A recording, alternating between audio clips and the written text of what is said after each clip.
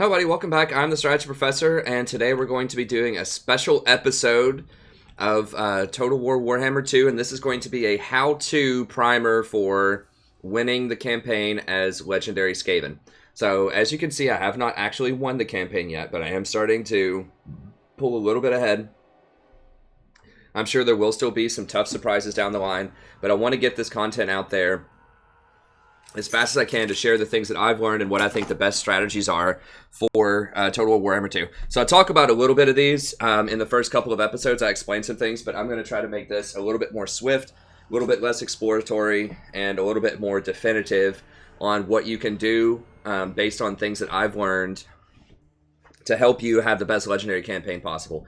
So if you want to watch my Legendary campaign, please do so. It's a lot of fun. It's the best campaign that I've played so far on anything in Total War. It's very challenging, but it's very rewarding. It's very fun. There are a lot of diverse tactics that you can do with Skaven that are effective, and I just have had a great time with it. So be sure to check it out. I'll link it in the description, but this is going to be a standalone episode, just strictly going to try to show you, if you want to play the game, how to win on Legendary as Skaven. Even if you watch this, it's still going to be very, very hard, but I'm going to try to give you the best advice that I can. Now, this stuff will also work on lower difficulties if you want to try it out on lower as well. This is just the top end, most efficient, plus minus stuff that you could possibly do. Min-maxing, as people call it, okay? Okay, so let's go ahead and get in here. So there's going to be very minor spoilers to the campaign, but it'll still be worth watching. It's not a big deal. I'm going to try not to spoil too much. It's really the battles and the fights that are going to be the most interesting as far as the campaign itself goes. Okay, but first of all, let's talk about overall just Legendary stuff that you need to keep in mind. Okay, so everywhere is going to have a -8 modifier if you do Legendary. You're also going to have a base plus 20% upkeep cost for every unit, and then each additional army is going to cost an additional 15% beyond the first. So 3 armies, 30%. So that means all of my units right now are costing 50% more upkeep than they do on lower difficulties, which is huge. That's a very, very big deal. By comparison, in Warhammer 1, you had no increase in base cost, and each additional army only was 5%. So right now with 3 armies, I would only have a 10% upkeep increase in Warhammer 1, whereas right now I have a 50% increase. So what does that mean? That means that you're going to be fielding a lot less armies, and you're going to have to field more low-tier units in your armies, and you're going to constantly have to fight higher-tier stuff. Okay, so that makes it a lot harder, and it makes it a lot harder to cover the ground because the map is much bigger, and you have less armies to cover as much ground as you had in Warhammer 1 because of the cost increase, and everybody hates you. That hasn't changed since Warhammer 1. When you play on Legendary, they all don't like you. In addition, whenever you complete these rituals, then you get negative diplomatic penalties. Okay, so that's kind of the backdrop and what you need to understand about the game. Let's go ahead and talk about the units and what I think you need to be working with, what does work, what doesn't work, how you can use them, so on and so forth. Okay, so Clan Rats are number 1. You have to get everything you can possibly get to upgrade Clan Rats. This is the bread and butter of your campaign, and there are several reasons for that. Number 1, they are very cheap and cost efficient. They have 9,600 health, 160 in a stack, and they're only 87 upkeep base. Okay, they're pretty respectable. 18 melee attack, 24 melee defense, 23 weapon strength. So they're on par with something like Goblins, for example. But they have many, many more upgrades and capabilities than Goblins do for the Greenskins. So Queek is a specialist in Clan Rats, which makes him the best Legendary Lord right now because Clan Rats are going to be the best unit you can possibly field. So if you look at fully upgraded Clan Rats with everything you can get for them, then you're going to get 81 leadership on them, so they're not breaking anytime soon. That doesn't include any leadership bonuses that you get from your Lord or items or anything like that. You have 45 armor, which is very respectable for a unit that cheap. It only costs 92 gold right now. That includes a 50% gold upkeep increase. Okay, so it's still only 92 with Queek because he gets 50% off Clan Rats. You get the speed of 42, so they're pretty fast. They can reposition really easily and swarm very easily. Then they have 41, 41, 23. So 41 melee attack, 41 melee defense, and then 23 weapon strength. That is really, really efficient for the cost on Legendary. And I like to go for the spear ones because you don't have amazing anti-large options as Skaven. You have plenty of options, but I just go for these because I don't really need the clan rats for damage output. They're okay if they do that, but I just need them to sit in combat and just really tie people up and swarm and surround. And so I like getting the spear version because they get this extra 9 against large, and they have higher melee defense, so they stick around a little bit longer. So that's number 1. You need to get clan rats and every upgrade. So that means Queek is going to be the best legendary lord by far. I haven't really done a Skrull campaign, but there are other reasons why Queek is the best, which we'll talk about here in a second. But as far as just clan rats go, first of all, like I said, he gets this bonus here, which is 50% upkeep, and he gets more menace from below, which is even more clan rats. We'll talk about menace here in a second. And then he gets life is very cheap, which gives you minus 10% cost, plus 10 armor, and plus 4 chevrons for clan rats, which is all amazing. You want to rush this as fast as you can. Just about. You want to go Root Marcher, extremely distrustful, life is very cheap. So you can get it very early. With your normal fighter lords, you can get something called Life is Cheap, but you can't get it until level 13, and that applies to Skaven slaves and not clan rats, although you still get the replenishment, so you still want to get that. We'll talk about normal lords here in just a little bit. But this is number 1 on your priority list. And then after you finish that, you go Inspiring Presence down to Pack Leader. Okay, so Root Marcher, extremely distrustful, 2 points in life is very cheap, Inspiring Presence, Pack Leader. That's going to give you 6 leadership, 8 melee attack, and then the upkeep reduction, 10 armor, and 4 chevrons, which is going to be roughly equal to, I think, like 6 to 8 leadership, and then probably somewhere between 2 to 4 melee attack and melee defense. Okay, and then you're going to get all the leadership off of this. Don't worry about loyalty. It doesn't matter. You're going to fight so much on Legendary, and you're going to have so few lords that they're all going to be maxed out loyalty. It's not going to be a problem. Okay, so that's it for clan rats and skills. The last thing with clan rats that you need to get is this upper tree as fast as you can get it. Okay, just about. This one I actually got first, and we'll talk about the strategy behind that in just a little bit. But this you need to get second, like really, really quickly. It's 2 more chevrons, 4 clan rats here. And then this right here for extra 5 melee attack. And this is the big one, the 10 armor. So they only have 25 base armor, so you get 10 off of Life is very cheap on Queek, which will take them up to 35. This takes them to 45. That gives them a ton of staying power in combat. So, boom, boom, boom. That's where you want to be. And then extra 5% casualty replenishment is awesome. And then this stuff's kind of whatever. The 10 leadership while sieging is very good. So Skaven are surprisingly very, very strong leadership. They have very strong leadership. So they will not break that easily, considering they are very cheap units and just kind of skittery. That's good. And don't forget, with clan rats too, something that doesn't show up here, and with most Skaven, if they have high leadership, then they get an additional 6 leadership and 8 melee defense. This guy really has almost 49 melee defense. Like, that's approaching dwarf territory for melee defense on a Skaven unit, a like trash Skaven unit. So that's very, very powerful, which is virtually unbreakable leadership. So you have almost unbreakable leadership and melee defense similar to dwarves. Obviously, they don't have the armor, but they're much faster. They have more HP, all that stuff. So, amazing units. You're going to want to field at least 7 of these in most armies throughout the campaign. I upgraded a little bit here because it's deeper in the campaign, and I have the total upkeep cost reduction in the blue tree for Queek, so I can get slightly bigger units. But honestly, I would probably get rid of these Plague Monks and just substitute in the Clan Rats. I mean, just look at that. Look at the stats, how close they are. This is a tier 3 unit that costs 3 times the gold that Clan Rats do. And he has less defense. And I have all the upgrades for these guys too, at least a lot of them. He has 51 melee attack, 35 defense. Now he does get, Plague Monks do get an additional 7 versus infantry, and they are frenzied. So they basically get 15 extra melee attacks. So they're going to have more melee attack. They're going to have 56. They're your damage dealers. They're going to do like 42 weapon strength, 43 weapon strength. So they are stronger for sure. They're bigger damage dealers. But they don't justify that 3 extra cost, I don't think. So I would get rid of them, but I have so many chevrons right now that I just go ahead and keep them. But just for the record, the Clan Rats are just awesome. Like, you need to get everything on Clan Rats. Okay, so that's number 1. Clan Rat, everything you can possibly get. All the techs, all the skills, all the rats. That's what you want to go.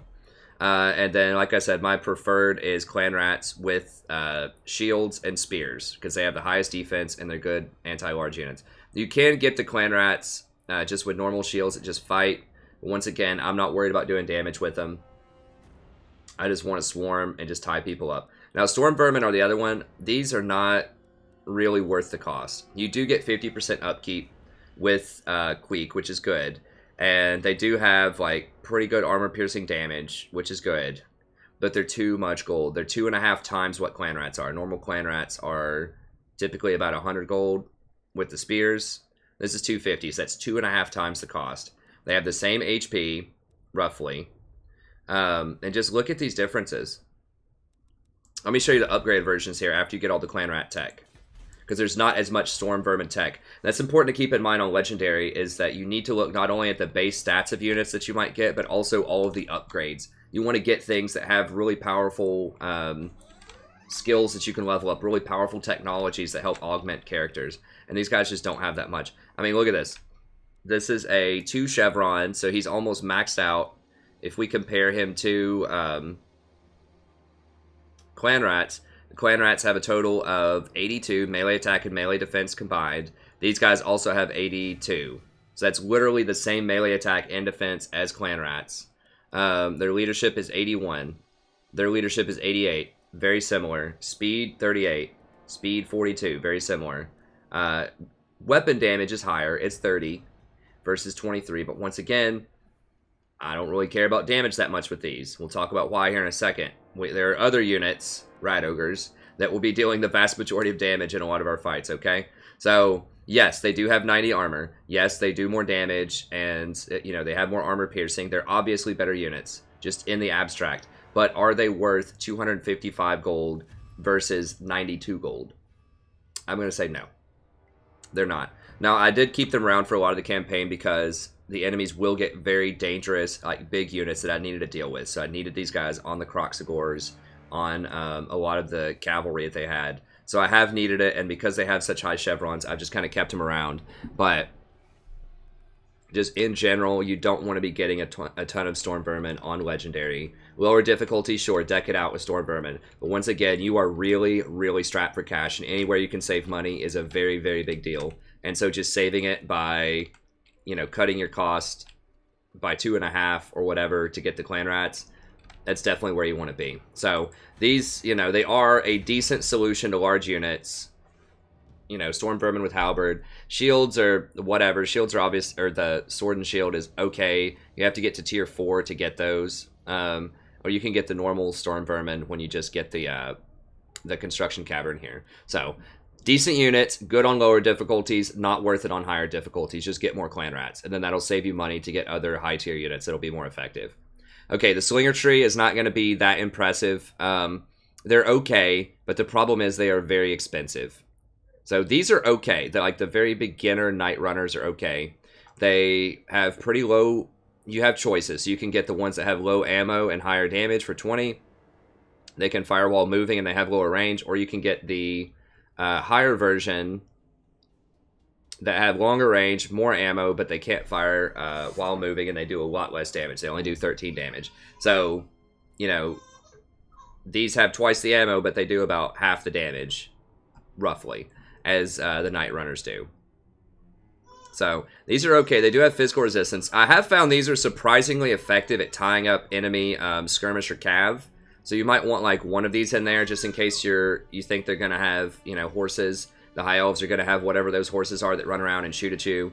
So they're decent at that. But they are 125. They are not cheap. You can also get Skaven Slingers if you want that. The Slave Slingers that are only 25 gold a pop. And I think that might be a better option. If you're just looking for something just to run up and distract people by throwing missiles at them, the Skaven Slingers are fine. And I mean, look, they do 10 missile damage. These only do, the upgraded version only do 13. Or not the upgrade, but the long-range version only do 13. And these have 120 range, so it's not bad. So, yeah, I mean, if you want that kind of unit, consider getting Skaven Slaves. If you just want to tie up their cav and just have somebody just sit there and just trade shots with them, just get this, because they're not going to matter, and they're very cheap. And just Skaven in general, the Skaven Spears of Slaves, if you need to just fill out your army, are decent. You know, they're only 19 gold. Small bonus to large. There are some bonuses you can get to slaves in the tech tree, but it's mostly just cost reduction. They really don't want you to make those slaves overpowered. So there's nothing in the skill tree for Queek. For normal wards, you can get some minor bonuses for them. So it's okay, but it doesn't have nearly the same kind of punch that clan rats do. And another thing about clan rats that I forgot to mention, this is one of the major reasons why I say upgrade them. Not only are they the best thing you can hire, but that's also what you get when you use Menace from Below is clan rats. So all of these upgrades will apply to Menace from Below too, which is a point click and a pack of clan rats erupts out of the ground and starts fighting whatever it is you tell them to fight. And then the Plague Priest here can summon a whole bunch of clan rats too with one of his abilities. We'll talk more about him here in just a second. I think he's the best wizard in the game. At least it's like not a legendary lord. And Vermintide allows you to hire or create 6 more plague rats. So if you have, you know, 7 Menace from Below in a fight and 6 of these, that's 13 extra packs of clan rats that you will have to fight with. And so all of those upgrades apply to them as well. That's another reason just to fully crank out the clan rats. So slingers are okay. If you want to get them, I would go for the shorter range ones that can fire while moving, that can skirmish, or just get the Skaven slave slingers instead. So your missile infantry as Skaven are not really that great, to be honest. Now these upgrade version are definitely not worth it, I think. They do a little bit more damage. They do 13, they go from 13 to 16 damage, but it is not worth it. You do get this net, but it doesn't actually like fully net them. It just slows them. So it slows their charge, it slows their speed, but it does not net them like a net of Amantak or something like that if you played Warhammer 1. It's not the net that just drops on them. Okay, so it does not hold them still. If it held them still, this might be good for kiting very large units, but it does not. It just slows them, which is okay, but it's not worth the cost. They're 187. Just by comparison, that's very close to Rat Ogre cost of 200, and they're not going to be nearly as effective. Or that's exactly the Plague Monk cost, which are still pretty good units. So these are not worth it. However, the Assassin is quite good, and the reason is he can get replenishment. So you can upgrade this, and I think he gets up to 20 plus 23% replenishment, which that alone is very powerful. And then he also has a debuff you can get. I'll just show him to you. I took him out of my army to scout here, but you can pull him up. So he has the replenishment, which is very powerful. He has Venomous Blades, which is a good debuff. He's a pretty good fighter. I've got 80 melee attack and 534 weapon strength. Now, he doesn't do a lot of damage, but... or he doesn't have a lot of defense, I meant to say, but he does do a lot of damage. So he has virtually no armor and low melee defense, so he just gets clocked if you don't micro him correctly. But he does a lot of damage. He has Replenished Troops, and he has Assassinate, which is good for getting rid of those pesky heroes that they're going to spam on you as the game progresses. And then this is a huge one. You can go Assassin's Trophy, which gives them negative 27 melee defense and negative 26 melee attack on the enemy lord or hero. So this is great for helping you hack down some of those really pesky lords or heroes in a fight.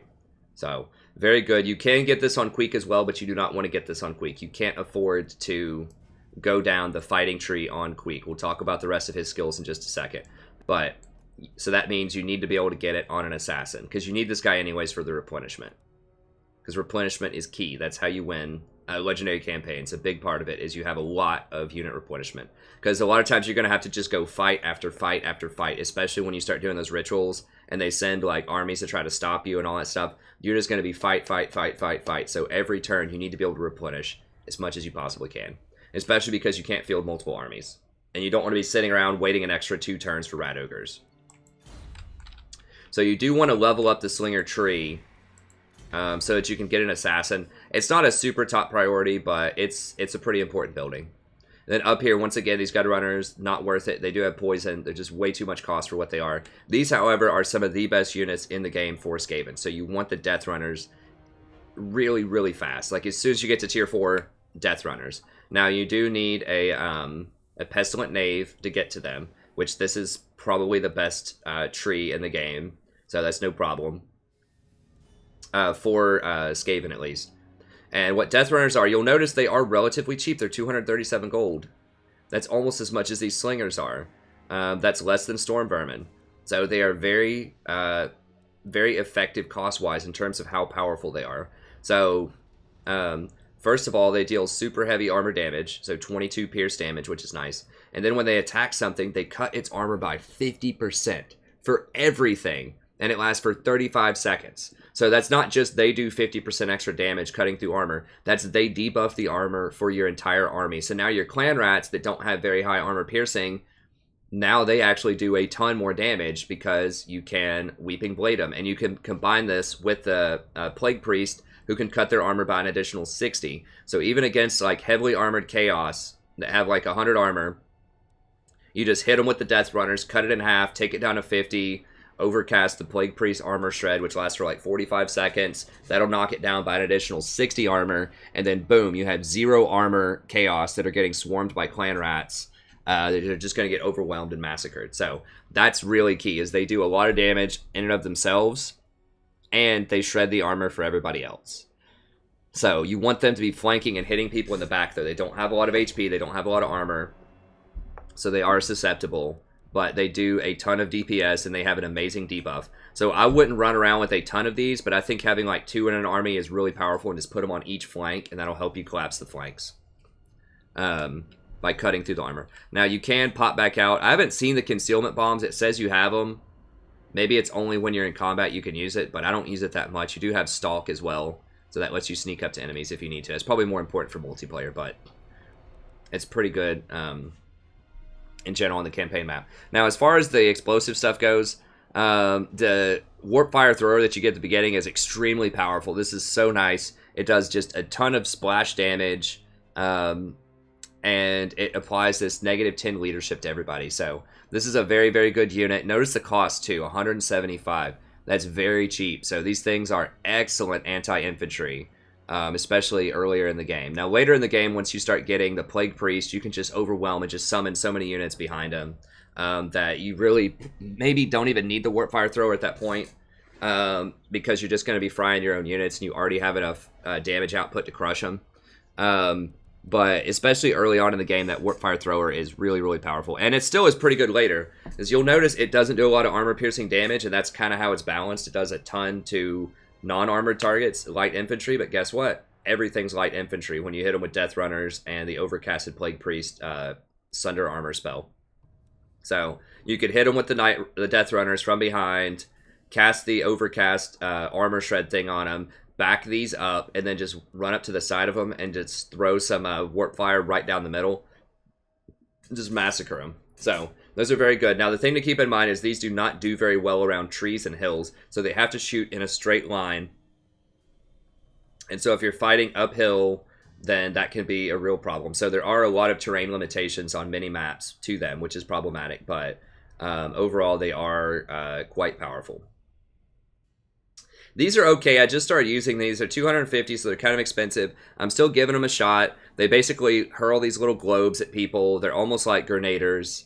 But the problem is the explosion radius is not that high when they fire, so they don't do... I was thinking like the dwarfs with satchel charges from the first game, the miners, with just throw these grenades and it just blows up and just does a ton of area damage and just it looks really awesome. That's not the case. They throw these little globes that just don't do that much.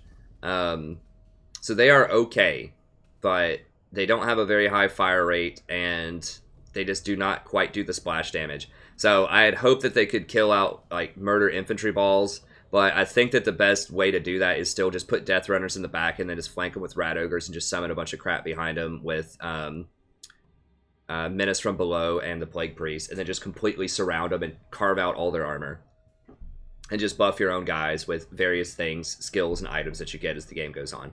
I think that's it. It's just swarm and surround, but they might be okay. Now, these do have a special niche. These Poison Wind Globadiers, the cheaper ones, they're only 187, and these are the anti-large version that you can get much earlier in the game. So these have plus 28 versus large, so that means they're going to be doing 63 missile damage. And it doesn't matter that they don't have a great area of effect, because you're going to be using these as like anti-dragon, anti-giant, just anti-huge stuff, anti-hydra, and just focus fire them down. Because you don't have great missile infantry. Once again, all you have are these little dinky slingers. And they're okay, but they're just not going to be as effective, I don't think, as shredding these. I haven't tried these against giants yet. but these are basically the same cost as these slingers, 187. So I think they're going to be much more effective because they just shred a lot. You can also use these to kind of bang with if they have skirmishers or cav or something. Because they have 100 armor, then you can sit there and just chuck these things at them. So these are much better. They're much cheaper, and they have a very clear purpose, which is destroying large units. And that's something unique that the Skaven need, because the halberds are pretty bad, as I explained before, with the Storm Vermin. So this is your premier anti-large that you're going to want to run. They do take 2 turns to summon, which is annoying. I wish you could get that down to 1. But they're still pretty good. Plague Claw Catapult, I haven't used that much. It's okay. You know, I don't think that's the style that I like to do with Skaven. You can throw this into your own units if you want. Because you're going to have such high leadership, it's not going to matter if your leadership's debuffed, but it will debuff the enemy leadership. So if you don't mind friendly fire, you can do it. It takes 2 turns to summon. 225 is very expensive for them, though. And overall, I just don't think that's the strategy that Skaven really need to go for. Like, I think they're just a swarming faction from behind, and they just don't need artillery for that. So it's okay, but I think it's unnecessary. Warp Lightning Cannon, I actually haven't used this yet, but, I mean, this has anti-large components as well, so it has 70 anti-large, so you can fire on it. I just don't think this is going to be as versatile. You can try to snipe stuff from long range with it if they have, you know, once again, giants, dragons, stuff like that. Maybe you could bring one of these into battle, but... Once again, I think that the Poison Wind Globadiers, or just surrounding the units, which is Clan Rat Spears, they'll eventually die. Or Halberds. So this is okay, but I think its functionality is somewhat limited. And it's much more limited by terrain. These things throw their stuff in an arc, so they're not as limited by terrain, which is really nice. So, these are okay. They're just really expensive. 250 is a lot, when you could just buy these for 187. And these will probably be more effective. These are also far more effective. You could still just throw them into infantry, and they still do 35 missile damage. So it's not bad. You can still use it against normal infantry. Whereas these are much, much more concentrated, anti-large type of stuff. So these are okay. But I don't think they're that amazing. The Warlock Engineer is amazing. I'll show him separately here in a second. Doom Wheel is a huge disappointment. I just used those a little bit ago. Say, don't eat that. Doom Wheel is bad. And the reason for it is, first of all, it's very expensive. It's 350 gold. It does have anti-infantry, but it doesn't matter. You don't want it's just a single entity unit, and it has really low weapon strength. So you don't want to be sitting there just like attacking, you know, a mob of units. You want to be charge cycling this like a chariot if you do choose to use it. But the problem is, like, its weight, it just does not follow through and do as much damage as you would think that it should. It can get tied up really easily. So if it gets completely surrounded, it's hard to get it out of a fight. And I had heard people saying, like, maybe you could just drive it through units without actually charging. It doesn't really do that much damage. Like, I tried it. I tried running it through just tier 1 high elf archers, and it just was not killing them at all, hardly. Like, it was winning, but it just wasn't killing them fast enough. It wasn't doing what it needs to do to justify this 350 gold price tag, because that is tremendous. Remember, it gets exponentially higher on legendary as you get more armor, because you're gonna, or as you get more units, more armies, that 350 gets higher. So this discrepancy here between something that's like 350 and 187 just balloons up and up and up and up as you go through the campaign. So you really want the cheapest units possible. This just doesn't cover it. The zap just doesn't do enough damage. It doesn't have enough charge bonus. It doesn't have enough weight. Like, Rat Ogres are just do what this wants to do way, way better. Like, this is a cool contraption. It's really fun to watch. It does cause terror, which is good. But Rat Ogres are just every day of the week going to be way better at doing what these want to do. There's just no advantage to these over Rat Ogres that I could see. I mean, I guess you could kite people and fire this magical ammo at them for 80 damage. It's not worth it. So, unfortunately, that's just how it is.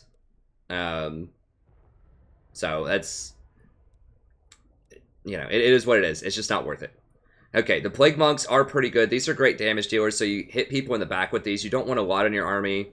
If you have Skrull, obviously you'll run a few more of them, but these are your really high damage dealers if for some reason you don't want to do Rat Ogres. So the reason that I would use these is to take care of enemy spears and halberds. So just use your clan rats on normal stuff. Use these to take on the spears and halberds, because obviously Rat Ogres are going to have a hard time with that. But that's specifically why I have them. It's just to work the flanks, try to flank around with them, and work the spears and halberds in conjunction with the death runners. So that's their primary purpose. They're pretty cost efficient. They do a lot of damage. They're not as efficient just at sitting there and soaking up damage and tying up things as clan rats are, but they are very good specifically against the spear units that your rat ogres really don't want to be fighting. Plague Priest is amazing. We'll talk about him here in a second. And then the Plague Monk Censer Bears. These are okay. They are a little expensive for what they do, 275, but they have a great debuff that lowers morale by 10. So I like running like one of these in my army because they are on the expensive side. They do magical attack, so if they have things that have very heavy physical resistance, then you can cut through them with this. And they do very heavy weapon strength damage. So they are good units. They are just starting to get on the expensive side at 275, so you can't field a lot of them. But, and their melee attack is pretty low. And there aren't a lot of buffs for them. There are some, but there aren't a ton of buffs. But I do think that running maybe one, maybe two if you're rich, of these could be useful just for the utility of lowering the leadership, getting people run faster. Okay, Rat Ogres, this is the best unit aside from Clan Rat. Clan Rat is like best unit A, and this is best unit B, or Rat Ogres. These things are amazing, and this is a very common trend with a lot of other factions if you're playing other Total War Legendary campaigns, is the tier 3 monstrous infantry units almost always kick butt. They are very, very good. So think of like the trolls for the Norska, the ice trolls. Think of course, the Rat Ogres now. Normal trolls are okay, but they have some like serious leadership problems for the greenskins. And then the Crypt Horrors. I think this is the most analogous to the Crypt Horrors that were the backbone of all undead armies. It's the same thing with Rat Ogres here. They're just amazing. They're very cheap compared to how powerful they are. They're 200 gold a pop. They have a massive charge bonus of 46. They're really fast, so they're almost like cavalry. And they do very heavy armor-piercing damage. This is going to be great for cutting through dwarves, cutting through armored high elf cav early on. And they have Frenzy. So they get an extra 8 melee attack and 12% weapon damage. So they really have like 90 damage. And 34 melee attack, which looks bad, but keep in mind you're going to be charge cycling these most of the time. So most of the time they're going to be closer to having like, 60 or 70 melee attack. So they will get their damage in, trust me. And they weigh a lot. So that means that they have a huge impact damage, and they just completely shatter infantry lines when you hit them in the back. So they're very powerful, and they are siege attackers. So the Skaven are one of the only factions that have a tier 3 monstrous infantry siege attacker. Trolls can't do that, and I think they took it away from Crypt Horrors. I don't think Crypt Horrors can do it anymore either. So these are one of the only tier 3 monstrous infantry that's also siege attacker, which means you don't have to sit there and siege cities to get siege equipment. You can do it much faster. So this just makes them the best. Like, you want somewhere between 4 to 6 of these in an army, and you just get around, tie them up with clan rats, use a couple of plague monks just to tie up their spears, get the night runners in there for the debuff, and then just go to work with these rat ogres. Just charge cycle and just beat them up. These things will do some serious work. So you want to rush these as fast as you can in the campaign. And we'll talk about that overall strategy here in just a second. So finally, we have the Hell Pit Abomination. This is one of the units that I haven't tried. This and the Warp Lightning Cannon are the only two that I haven't tried yet. This is not going to be worth it, I'll tell you right now. It's 450 upkeep. It's going to have Doomwheel-itis, where it just doesn't have a specific niche that it does better than other units. It's kind of fast. It's okay. It does have a lot of health. It does have a small bonus versus large of 15, but it still has a relatively low base melee attack. It's going to take 3 turns to hire, and it can gain some HP when it gets down to 10%. It does have regeneration, so it's a nice unit. It's just like, why would you get this? You want to think, what does this uniquely do? Okay, well, it's really tough. It takes a long time to kill. You know what? So do just swarms and swarms of clan rats. So you don't need to worry about toughness or survivability. Does it put out a lot of damage? Well, sort of. It has 500 on attack damage, but these rat ogres are a stack of 16, which is important too, versus like trolls and crypt horrors, which are stacks of 12. So this has 16 of these bad boys. It has 16 that deal 80 each. So, that's going to be thousands of damage every time they hit versus 500. And so this might be like better against single, like one-on-one, like fighting heroes and stuff, but you know, you're already going to run a lot of heroes. You're going to run this assassin who's going to be amazing at fighting one-on-one heroes. Like, Queek's really good. Normal combat lords are pretty good. And then you're going to have a warlock engineer and a plague monk. All of these can just swarm and fight their lords. So you don't need a lord fighter. You don't need a large unit fighter. You can use the poison wind globadiers if you want that. So they just don't have a very unique function other than looking cool and fighting. Which, you know, you can get one for fun really late in the campaign if you want. But this is not something that's going to be efficient on the battlefield, I don't think. I mean, maybe it has a sweeping attack that just completely wipes out infantry lines or something. But even then, I probably still wouldn't get it. Like, there's almost nothing this thing could do that's not on the label that a reason I would want to get it. Because I just already have all the functionality covered elsewhere. These are just going to be better flank and spank fighters. The clan rats are going to be better, just sort of swarm survivability fighters. These are going to be my anti-spears. Obviously, this is going to have a hard time against spears and halberds. And then I've got my debuffers with the death runners and the plague monk sensor bearers. So, anyways, okay, well that's it for units. Let's go ahead and we'll move on to the other stuff. I'll try to pick it up here a little bit. In each town, as far as town management goes, you want to get the this engine. Usually just one slave wheel, unless it's a particularly lucrative town, because this is giving you 60%. That's only 10% more, 70 for an additional cost. So unless this, you know, you have over 1,000 base income, not including the income that you get off of slave wheels in a town, so that means it's going to have like a gold mine or a lot of ports or something, then you're not going to want to upgrade this to tier 2, and almost never tier 3. But tier 1, every town, and then you'll definitely want a Taskmaster's Bell to give you the public order somewhere in there, and then a rubbish pit is really good for just generating income. It's super cheap. It's only 200 gold, gives you 80 income per turn, and it gives you untainted, which helps balance out your public order a little bit, and recruitment costs, which is sort of whatever. It's nice. So yeah, that's what you're going to want to do in most provinces, is just have this somewhere, have one slave bell. You always want to upgrade to the tier 2 walls. Now, I did not do this a lot in Warhammer 1 because I had enough armies to cover enough ground, so I just never had to buy these. And with most factions, you would just upgrade a tier 2, get a public order building, get a money building, boom, that's it, with the vast majority of factions in Warhammer 1. With the Skaven, you don't have to do a public order building in every town. Usually one is sufficient. And then this gives you walls in every town because you're not going to have enough armies to cover all of the backdooring that they're going to be doing to you. So this will buy you an extra 2 or 3 turns if they try to siege you for your army to come over there and deal with them. So it's pretty nice. It does give you the Skaven warp ability, which is decent. You basically can suicide one of your units, including like summoned clan rats, to do pretty good explosion damage to people. So it's okay, and it does actually give you income. It gives you the 80 income, which is pretty good. Now keep in mind your income always gets modified by this. So whenever you see something that's like 80, just go ahead and add an extra 60% onto it. So it's really like 120 gold per building. So I think that's really good. So that's what you're going to want to do in most towns, is buy some combination of rattling warrens, slave wheels in the main town, rubbish pit, and then Taskmaster's platform. If you think you need to hire some stuff there, then you can go ahead and get a clan rat or maybe a clan barracks, just so you can get the clan rats or spears, and that should be good to go. If it's a really far away place and you might need some rat ogres, you can hire one of these or make one of these too.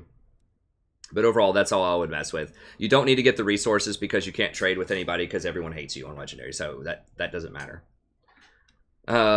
Okay, so that's it in terms of buildings, and then you need to tech up, or you have to get buildings to get certain techs. The most important things to rush, when I started, you start here, of course, and then you run over, get Dawn's Light, upgrade that to tier 3 immediately with food. So take it all the way up to tier 3, and then you're going to want to buy a bell, an upgraded bell there immediately. So get a bell, upgrade it to the Overseer's Lookout ASAP. And the reason for that is it unlocks this tech, which is going to give you extra growth everywhere, which is very good. Leadership, public order, and then campaign movement range. All of these are very, very important and very strong early on. So definitely get those. The loyalty doesn't matter. Everyone's going to be loyal because you fight a lot. This is something you can get super early, is to grab Ruthless Plans. So I went Ruthless all the way like here and then to Set Examples. So that's something you can do very quickly. And then just rush the Rat Ogre. You're not going to need the Hell Pit Abominations, so just go ahead and get this in your secondary town at tier 3. Upgrade your ports. Ports usually are kind of crappy to upgrade, but remember with your Skaven wheels, and you get an extra 60% income. So instead of getting 150, you're getting like 225 extra income when you upgrade it. So that's definitely worth it. And then of course the walls. So yes, upgrade, get your public order under control, get to your techs, and then in your main town, typically you'll want to go ahead and upgrade your clan armory to tier 3. Which, once again, you don't want to get a lot of Storm Vermin, but that's what you need to get Ferocious Plans and get driven by Hunger, Strength in Numbers, and Scavenging Ruins. Okay, so as far as the techs go, I would get, like, through here, probably to Cave Tunnels, and then switch over to Ferocious. Grab at least these 3, and then you can kind of feel it out from there. You're going to have Monstrous Plans, but you can't upgrade it until you get all the way through here anyways, and then that helps you out with Rat Ogres a little bit. It's not entirely necessary, but it's a nice little perk. And then this stuff is pretty good. Once again, this takes a long time to upgrade these. These are like 4 turns a piece without it's just a 100% research rate. These are 8 turns. So this takes a long time, and that's just too much early game. So you just want to upgrade most of this stuff, and then you can start coming over to get this stuff eventually. I went ahead and went into Volatile Plans kind of early because I knew I wanted to use I wanted to try out the Warp Fire Thrower and the Poison Wind Globadiers. So I went ahead and just got this.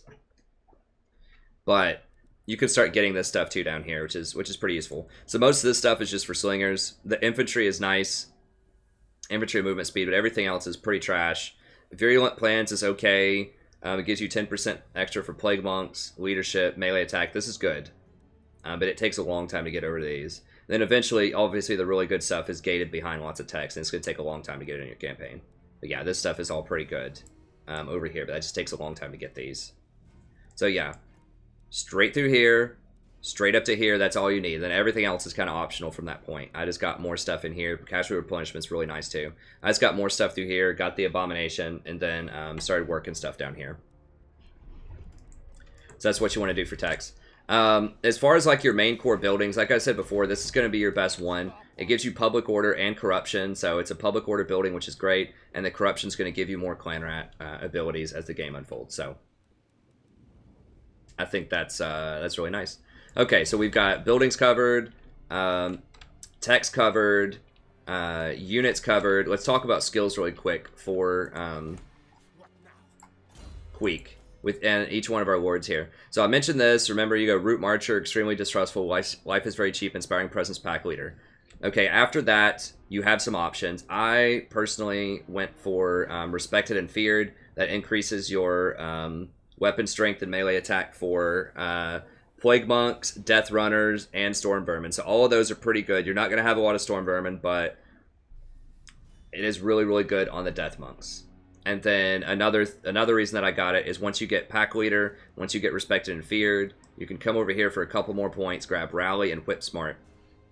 So when your Clan Rats have 7 ranks or higher, then they get plus 5 extra melee attack, plus 5 leadership, and plus 10% missile resistance, which is huge. And remember, with all those Clan Rat technologies and life is cheap, you can very easily hire these where they just come right out the gate with 7 or 8 chevrons, so they get this bonus immediately when you hire them. So that's just a really good 1-point wonder. Then after you get that, then you can come over here and grab Standard Die, which is a pretty decent buff. It's not like game breaking or anything, but giving everybody an extra 27 melee defense for 15 seconds when you have just a massive clump of units is pretty powerful. And then you can also get Whip Smart if you want. So this is really late in the game. I got this, and that's mostly for the you get Warp Fire Thrower, Globadiers, Poison Wind Globadiers, Doom Claws, Plague Cannons, and Mutagenic Elixirs.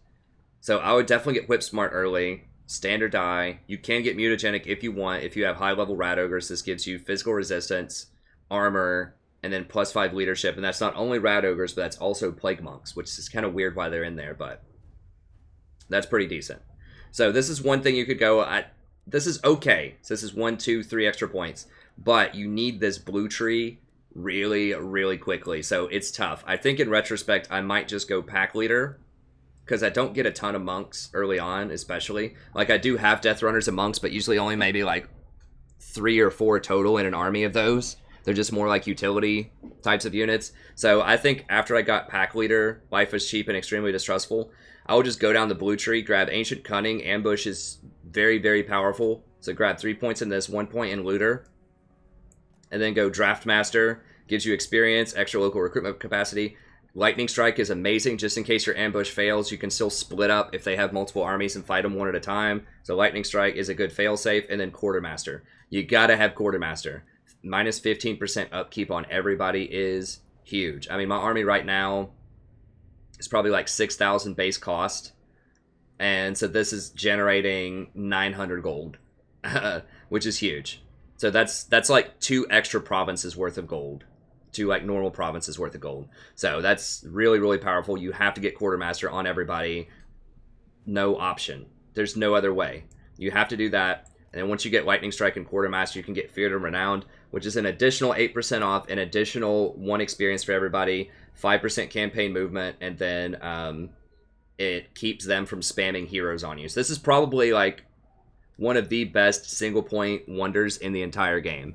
It's so good because it gives you everything you want. Experience, campaign movement, upkeep, and defense against heroes.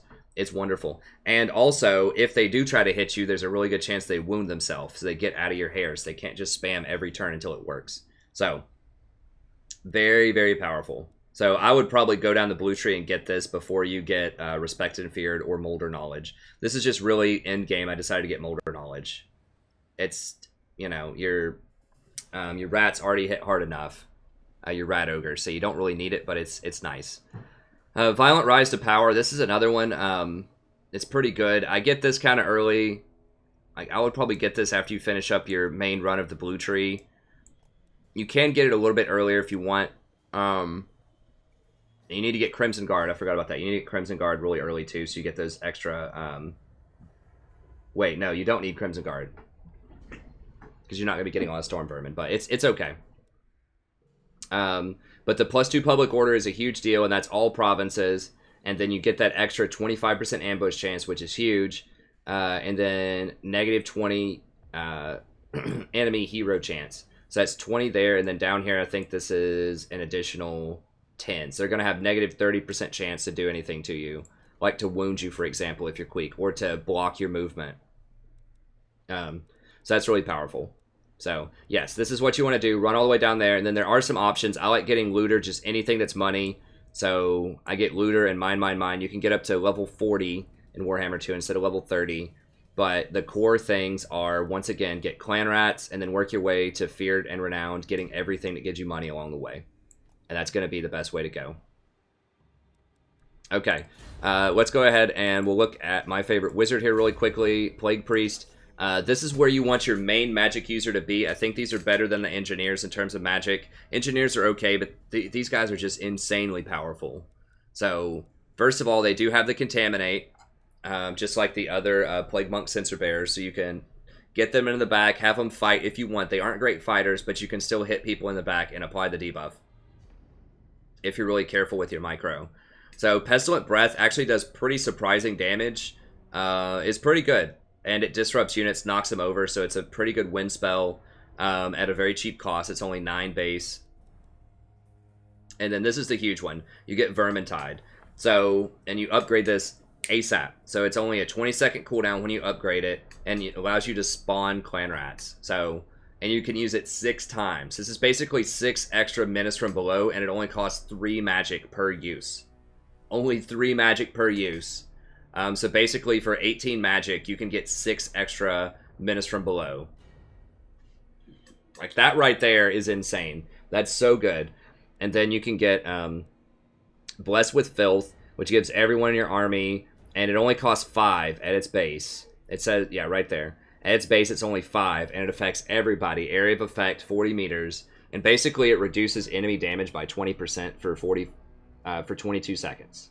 Which is amazing for only 5. That's really, really good when you have this swarm that just wants to stick in there and just slug it out with people.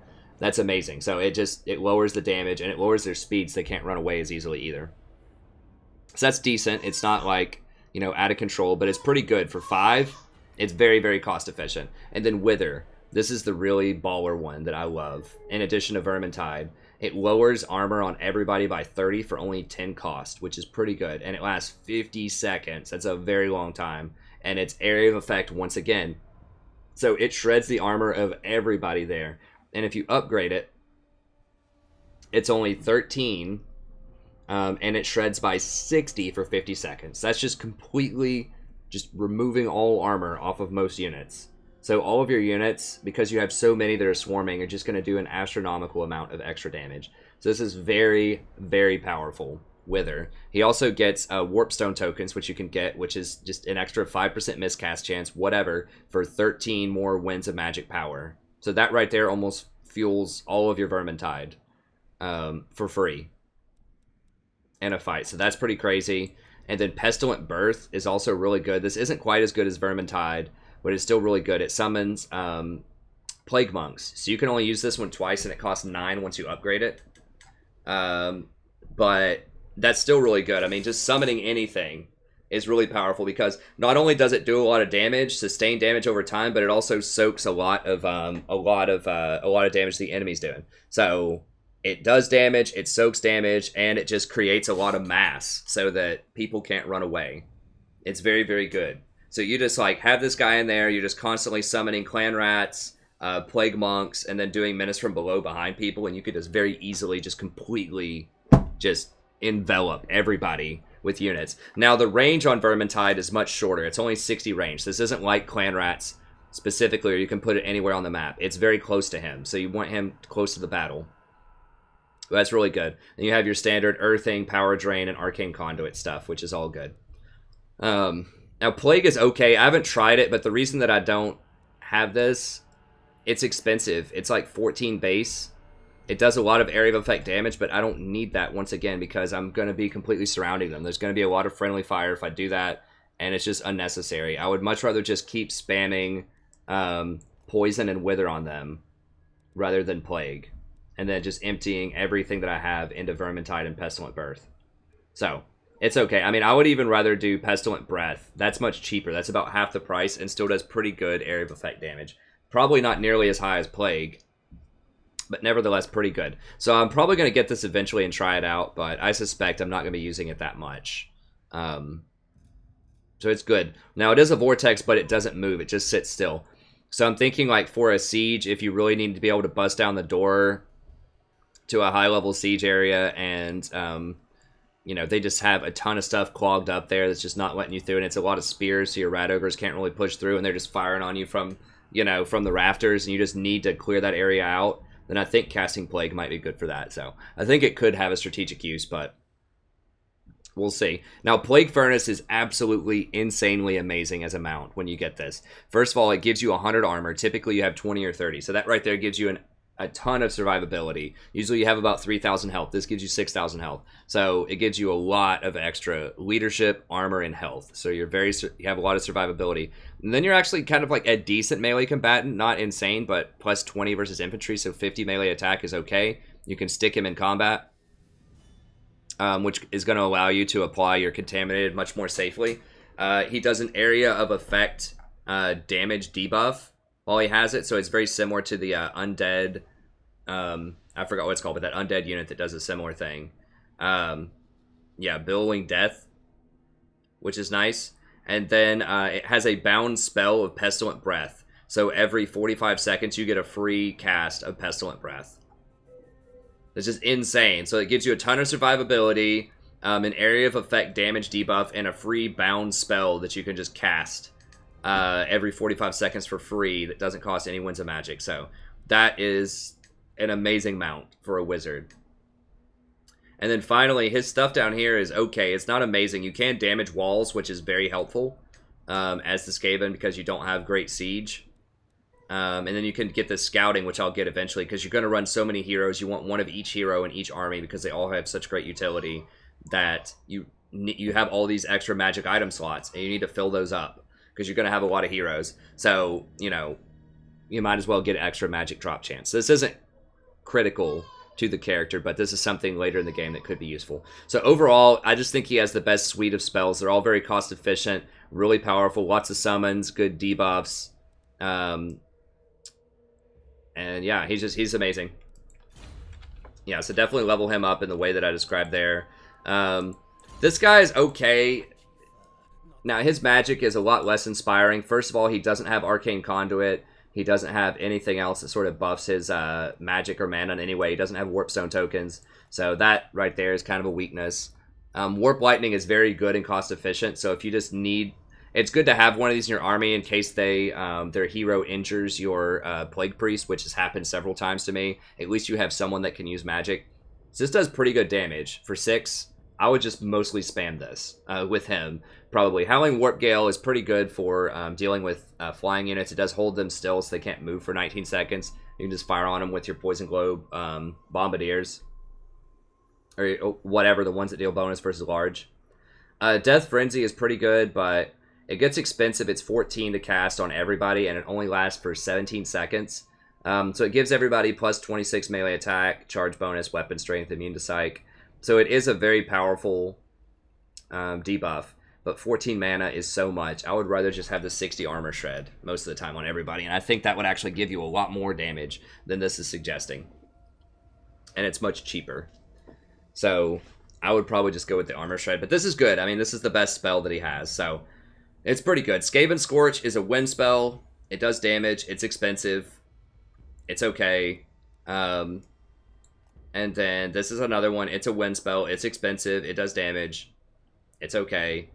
And then finally, Skitter Leap. It would be good for multiplayer, perhaps, but it's not really necessary in single player. It just turns a unit invisible for 57 seconds so that you can stalk and then go up and attack people from behind. So this might be good for trying to snipe out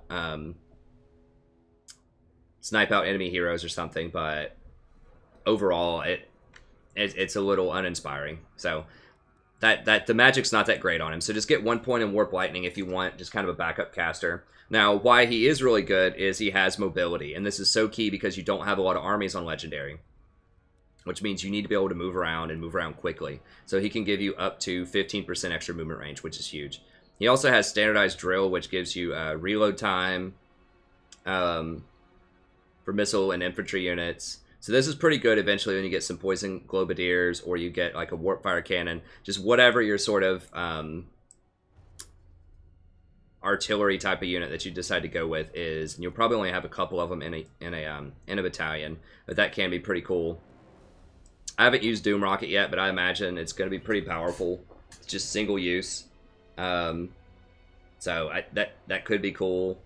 But yeah, you're mostly getting him for the triangulation and for this. I mean, just that mobility, that 15% extra movement range, you have to get him just for that, and then just figure out something with him. So Augmented Weapon, he does okay damage, like pretty low melee attack base, but that makes him a little bit better. And then Triangulation for the extra % damage. And then you can eventually get Arms Dealer for extra ammo. So he's okay. He's the least powerful of the 3, but you got to have him for the mobility increase. He also gets some unique items that other units can't get. So he gets... where were those? This guy doesn't have them, I don't think. But some of them, you can get things like Engineering Student, 2 Siege Towers per item. So I guess when you siege, I never get Siege Towers, but I guess you would get a couple extra Siege Towers if you wanted to. So he's pretty good. He's alright. And he can carry wet items, of course. So he can have like good sort of team buff type of items if you want to make him a buffer. So he's alright. Then the Assassin, I pointed out before. You just want to get replenished troops because replenishment is massive on everybody, and then he's a pretty good one-on-one duelist, as you would expect, and he can assassinate to get those pesky heroes off you to stop them from spamming block army. Then he has this debuff that helps you take down priority heroes and lords. So he's okay. So the Plague Priest is by far the most important one that you want to get going very soon, and then the Assassin and the Engineer are both okay. Okay, I think that about covers most of it. The overall strategy in terms of units that you want, buildings that you want, and then how to level up your different Plague Priests, Queek, so on and so forth. Normal Lords are very similar in terms of what you level up. We've got one down here. You can get Bonebreaker, which is a mount. Obviously, you get that soon. And then you want to get Life is Cheap, which is great. It's not as good as Life is very cheap, but it's still pretty good. And then just pack leader and all this stuff is the same. So don't ever get this duelist stuff. I've seen some YouTubers get this. Do not get this. You can. The only reason you would ever go down that tree is to get to with Queek. You get the duelist thing. Whatever it is, trophy heads. That's basically going to be this very similar to what the assassin does. And you just can't give up all of this red and blue. You have to have the red and the blue. As much as possible, especially on legendary, because you need to upkeep costs. Okay, so let's talk overall grand strategy then. How long is this? This is probably pretty long. I would like to try to keep this to like an hour or something. Okay, it's about an hour, so we won't go too much longer. But I just wanted to walk you through some key concepts there. So the core strategy that you want, just kind of the TLDR, is clan rats, about 7 stacks of clan rats. You want about 6 stacks of rat ogres to go with those. Then just a couple of utility units, like kind of like what you see here. So maybe 1 plague monk sensor bear, 1 or 2 death runners. You're getting this primarily just for the contaminate debuff, but he is a good fighter as well. He's just expensive. And then death runners are very good for the cost. You can run like maybe 2 or 3 of those. Once again, they're expensive though. And then a lot of rat ogres. A lot of rat ogres. They're just, I cannot overstate just how powerful these are. So like 6, this is probably about what I'll run through most of the campaign. I don't think I'm going to change that much in here. So you just run Sensor Bear. I have a couple of Storm Vermin just because I've had them the entire campaign, but you can change them out if you want. Something to deal with spears. I chose Plague Monks. You could also just run more Death Runners if you want, but they're going to be much more expensive. And yeah, so on and so forth. They did kill one of my... Oh, the assassin would also be in there. So you'd have all 4 heroes. And then you need at least a front line of, I would say, 6 or 7 units just so you can put up a wall. And that's what I do with my halberds and clan rats here. And then I flank with these. So I have kind of a 6-unit front. And then you summon all the stuff, of course, with the Plague Priest and Menace from Below and all that. Okay, so the overall strategy then is you obviously want to get your core peninsula first. And then what I did in my campaign is I went and you want to get Caverns of Sotek ASAP too, so you get the ritual site. And then I got attacked by the wizard men early on down here. And because I'd already killed like 2 or 3 armies from Krokgar, I just decided, you know what, I'm going to push north and finish all this up. But then I got a Rude Awakening. Now I made it through, but these elves, there were high elves here, and they declared war on me, and they like dropped over with 220 stacks while I was up here, and that's when the backdooring began. So they come in here, and then these elves come over here, and they start dropping in here. And the wizard men are constantly pouring in. Then once you get this territory, these dwarves will go hostile and jump over this wall and mess with you. So you've got 2 armies trying to cover all of this. So I think it is key, if at all possible, to get down here and kill these elves. These guys are extremely annoying. They will sit here and spam stuff on you the entire time. And this says uninhabitable climate. Do not let this dissuade you. These are very, very good places to occupy. And the reason is most of this stuff doesn't matter. Construction cost. Who cares? The Skaven units are so cheap anyways, it doesn't matter. Growth. Whatever. Doesn't matter. Construction time. Whatever. You're only going to tier 2. You're not going to take these to tier 5. Recruitment duration. You're not going to recruit here. It doesn't matter. Income. That does matter. 50%. But you got to keep in mind that you also have that building it gives plus 60%. For income. So you cancel that out pretty well and neutralize it. And what makes these things so powerful down here are these ports. 150. That's a lot of gold for Skaven. And also you get core towns that actually give you money. So it's not just the Skaven, like your standard Skaven, whatever, things that give you 50 gold. These things give you a lot of gold. And you get extra income from ports. So that's really, really strong to have that much money. I mean, this place right now, even with this debuff, I don't even have the Skaven wheels yet. When I get the Skaven wheels in here, it'll be 750. And when I put the stuff in here, it's going to be like 1,000 gold town. And if you look at most of my towns, they are much cheaper. This is only earning 470. And that's like a tier 3 everywhere town. Now this one's a little bit more. It has a gold pit. This one's 1,000. So this would be, and this has a port though. So this just has 1 port without the upgrade, and it's 1,000 with all these buildings. So I'm telling you that this stuff is going to be amazing.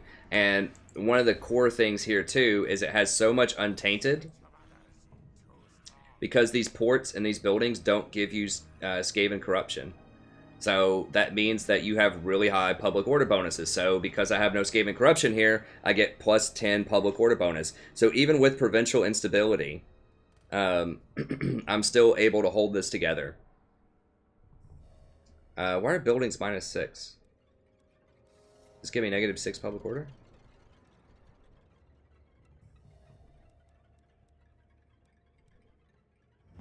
I'm not really sure, but the public order is very, very manageable, and the money is definitely worth it. And most importantly, you need to get them out of there so they can't kill you. One big problem with Skaven, which I figured out, I won't spoil anything, but very minor spoiler, is they cannot fight on water because the enemy AI always thinks that you are underpowered when you're Skaven. They will never give you odds in an auto-resolve almost ever, mostly because you have to run a lot of clan rats, and they think those are trash. They don't take into account all of the upgrades and everything else you can do with them.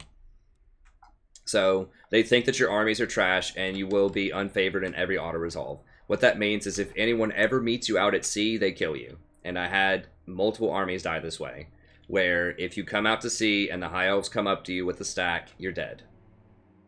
Then you can't fight back. You can only auto-resolve on the sea. So that's my one complaint about this game so far, is that the sea battles are awful for Skaven, because you lose every time.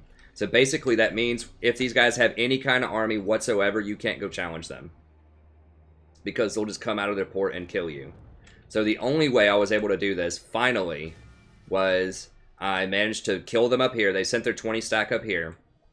I burned this a long time ago, so I snuck in kind of this back door this way while they were up here burning this stuff. I sent an army to deal with them here. Then I came in the back door and burned this just to slow down their progress.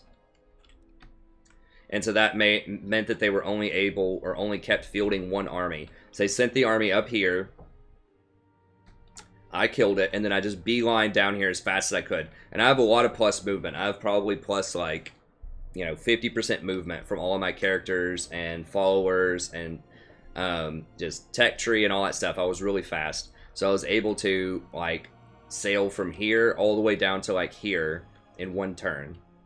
And then they started hiring back another army immediately. I took out Tower of the Stars, and then I did the underway jump from this island to this island, so I was never on the water, and then fought them here. And finally, around turn 85, I just killed them. I've probably killed 15 of their 20 stack armies that keep pouring into my territory. So take them out early. It is a huge boost in gold. If you can do it, get over here, take them out early. Massive boost in gold, and it gets rid of a major pest, because that has forced me to keep an army around here just to deal with them constantly, because they can backdoor me always. So now that I have this dealt with, I can actually push forward and start gaining more territory, because I only have to worry about a backdoor from right here right now.